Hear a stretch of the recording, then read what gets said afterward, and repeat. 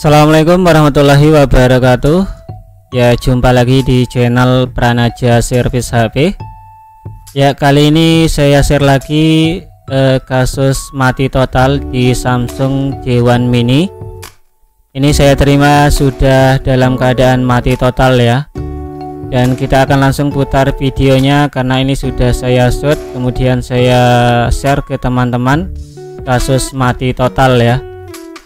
Jadi kronologi HP ini dicas semalaman, paginya dicoba cabut charger dan dicoba nyalakan, ternyata tidak bisa hidup ya, atau tidak bisa dinyalakan.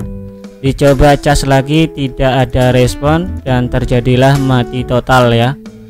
Ya, kita di sini coba nyalakan, tekan tombol power, tidak ada respon.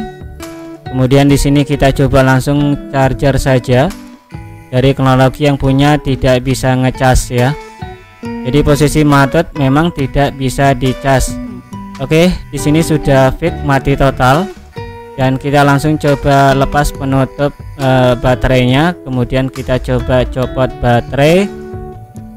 Dan kalau memang baterai ini bermasalah, kita akan tentukan nanti, kita ukur, kita cek tegangan baterainya berapa volt.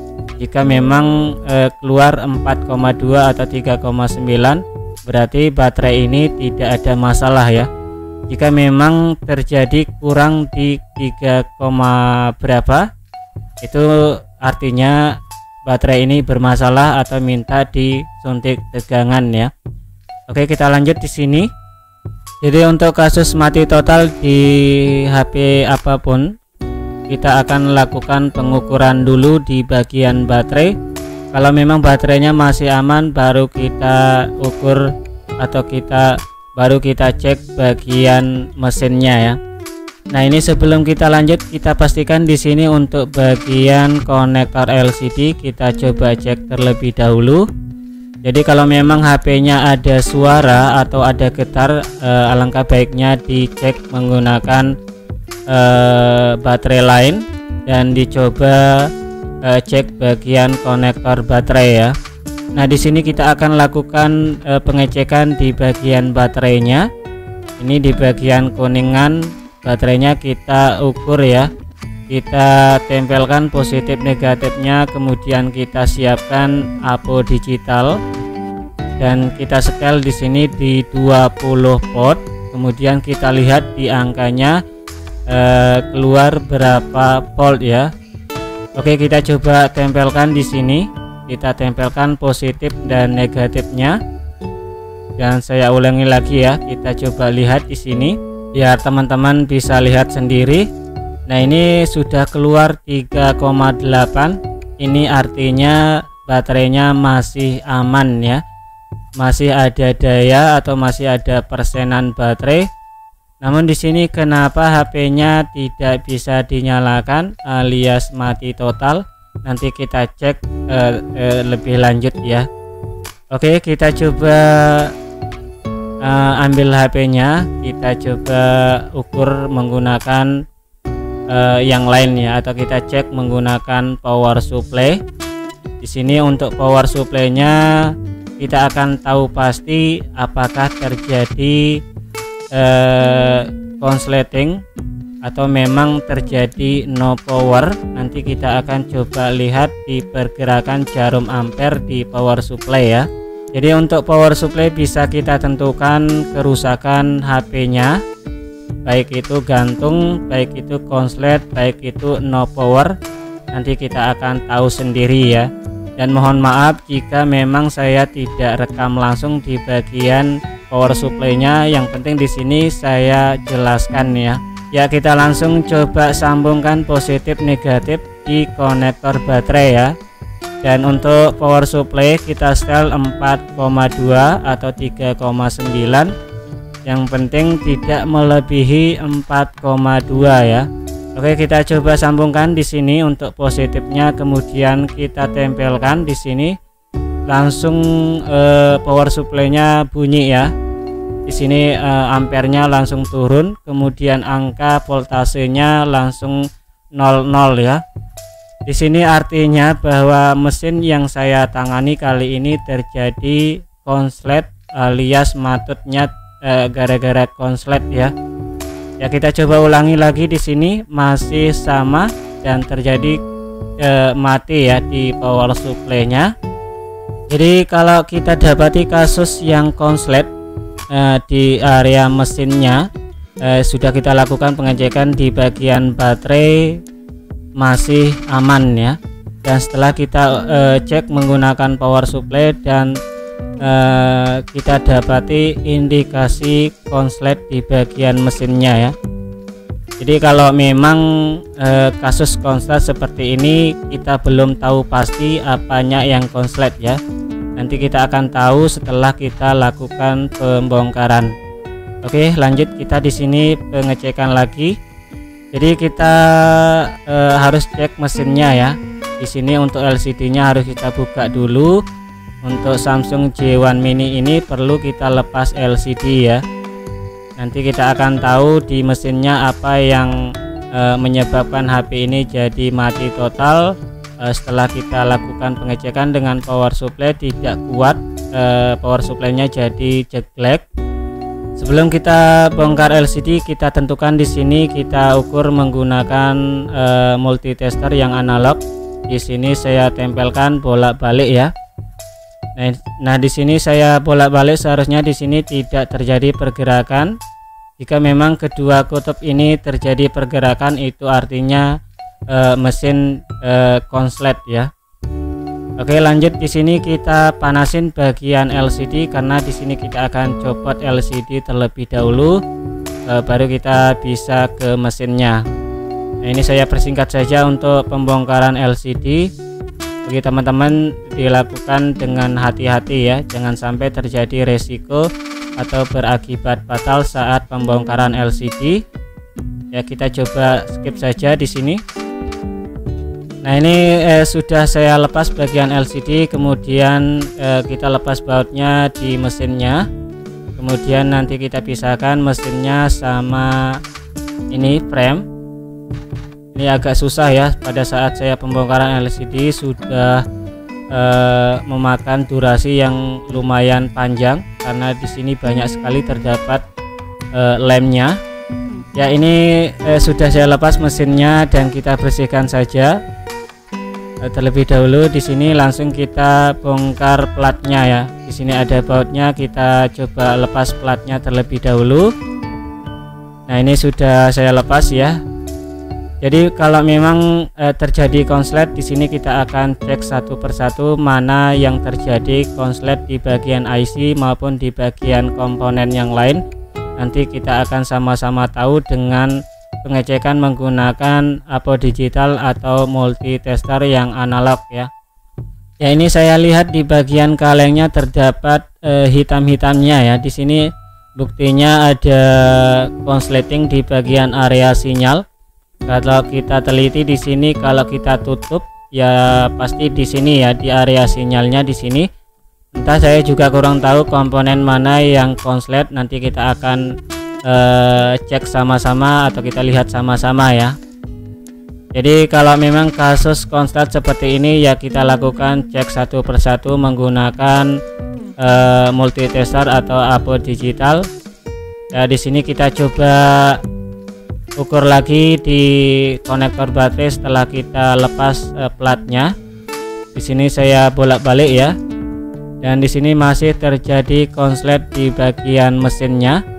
Nanti kita akan sama-sama lihat setelah kita lakukan pengukuran ya. Nah ini sebelum kita lanjut pengecekan dengan multitester, kita sebaiknya tes dulu atau kita tes lagi menggunakan power supply ya. Di sini saya coba tempelkan positif negatifnya dan kita lihat di power supply ya. Nah ini sambil kita raba untuk mana komponen yang terjadi panas. Di sini sambil saya turunkan nilai atau voltasenya di power supply biar ampernya tidak jelek ya. Dan sambil kita raba di sini saya setel di bawah 3 volt 2,8 saya setel, dan kita langsung raba di sini area mana yang terjadi hangat atau panas di sini. Di sini tidak saya setel voltasenya di 3 volt, namun saya setel di bawah 3 volt. Di sini terdapat area IC PA yang hangat ya, atau panas. Jadi bisa kita ambil kesimpulan di sini terjadi konsleting di bagian area sinyal. Kalau memang terjadi konsleting di bagian IC PA, itu juga belum tentu pasti ya. Kita akan coba di sini kita pakai Sionka, dan di sini kita akan pastikan kalau memang terjadi panas di bagian komponen yang sudah short, pasti Sionkanya akan mencair ya. Di sini kita langsung tempel lagi menggunakan power supply. Kita cek menggunakan power supply dengan tegangan 3 volt atau di bawah 3 volt. Yang penting power supply-nya tidak mati ya. Ya, di sini saya naikkan demi sedikit. Kita lihat sama-sama di sini area mana yang sudah saya lumuri dengan Sionka akan terlihat mencair ya di sini. Namun di sini untuk pengecekan kali ini dengan power supply belum bisa tembus ya. Cuma hangat-hangat saja di sini di bagian IC PA-nya di sini. Kalau memang IC PA yang bermasalah, nanti kita akan cek dulu bagian komponen di dekat IC PA-nya ya. Jangan langsung angkat IC PA atau ponis IC PA. Kasus short juga belum tentu IC PA-nya yang bermasalah.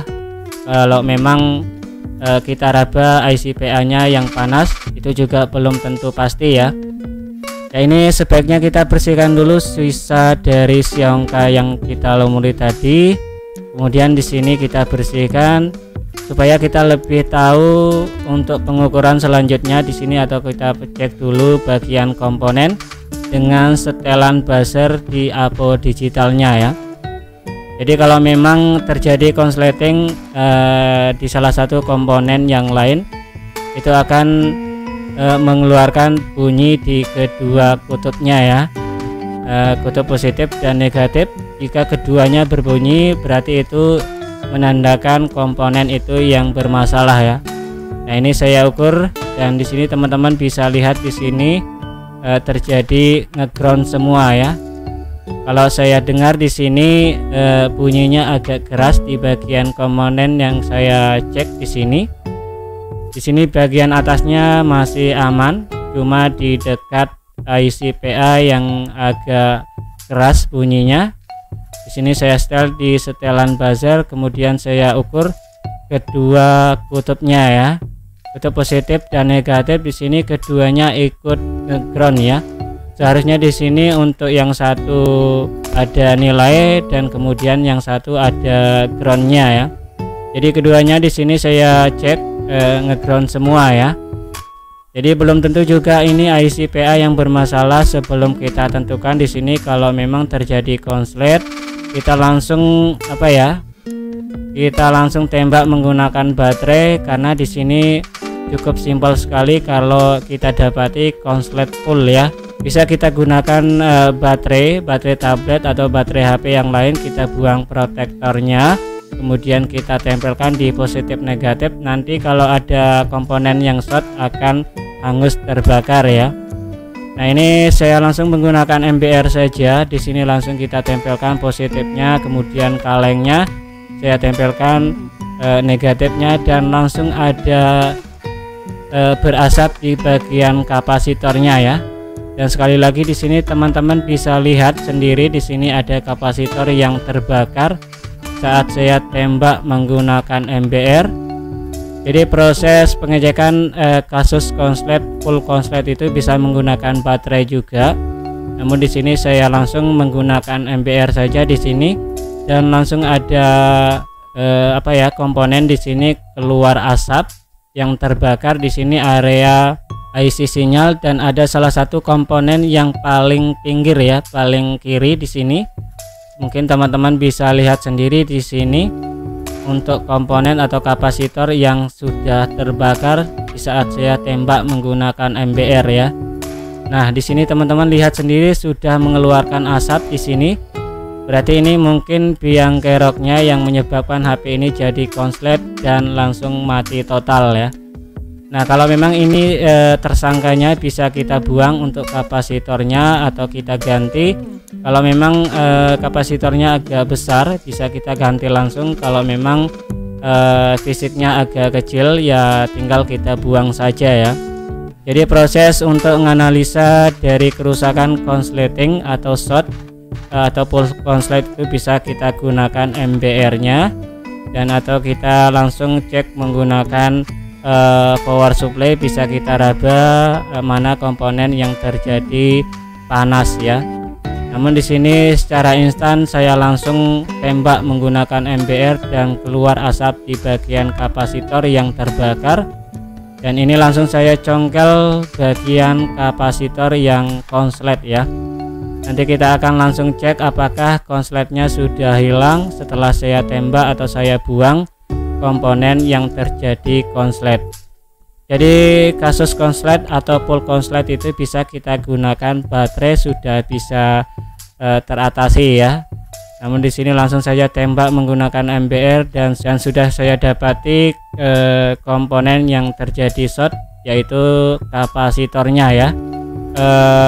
Di sini saya perlihatkan di sini bagian komponen yang terjadi short. Mungkin teman-teman bisa pahami dari penjelasan saya ini di kasus konslet yang menyebabkan HP jadi mati total ya. Jadi sebenarnya kasus yang seperti ini bisa kita tembak langsung menggunakan MBR, namun di sini perlu pengecekan dulu. Kita tidak berani ya langsung tembak MBR karena nanti salah resiko juga ya. Nah, ini setelah saya buang dari komponennya sudah hilang shortnya yang terdapat di area IC PA, sudah tidak konslet lagi mesinnya ya. Kita langsung coba rakit dengan menggunakan atau kita nyalakan lagi menggunakan baterai ya. Di sini kita pasang LCD kemudian kita coba nyalakan ya. Jadi kalau memang sudah hilang konsletnya berarti di sini sudah normal dan bisa dinyalakan atau bisa hidup kembali ya. Mudah-mudahan saja ya itu biang keroknya di kapasitor yang terjadi konslet tadi menyebabkan HP ini jadi mati total. Oke, kita coba nyalakan. Di sini kita coba tekan tombol power dan kita pastikan sudah normal dan alhamdulillah ya sudah nyala dan ada logo Samsungnya ya. Jadi permasalahan di sini konslet gara-gara komponen di area IC PA yang terjadi konslet ini, benda yang kecil ini yang menyebabkan HP jadi mati total. Jadi jangan langsung vonis IC PA nya, itu juga belum tentu pasti IC PA nya yang rusak ya. Langkah awalnya di situ kita akan ukur satu persatu komponen mana yang short. Jika memang terjadi konslet di komponennya sudah kita buang dan tetap sama terjadi konslet, baru kita coba angkat dari IC PA nya ya. Namun saya belum angkat IC PA nya, sudah berhasil dan alhamdulillah bisa normal kembali. HP-nya bisa nyala ya, bisa dinyalakan dan bisa kita ambil kesimpulan bahwa terjadi konslet gara-gara komponen atau kapasitor yang short. Itu juga perlu tahapan pengecekan. Kita tidak tahu pasti langsung kita copot ini copot itu ya, nanti ada risikonya ya. Kalau sudah kita cek komponen yang sudah short tadi kita buang masih saja tetap konslet, berarti kita coba pengangkatan di bagian IC PA tadi, karena tadi untuk IC PA nya panas sekali ya. Oke, terima kasih untuk video kali ini, semoga bisa bermanfaat dan membantu. Mungkin saya akhiri saja, mudah-mudahan bisa diambil kesimpulan dan terima kasih. Wassalamualaikum warahmatullahi wabarakatuh.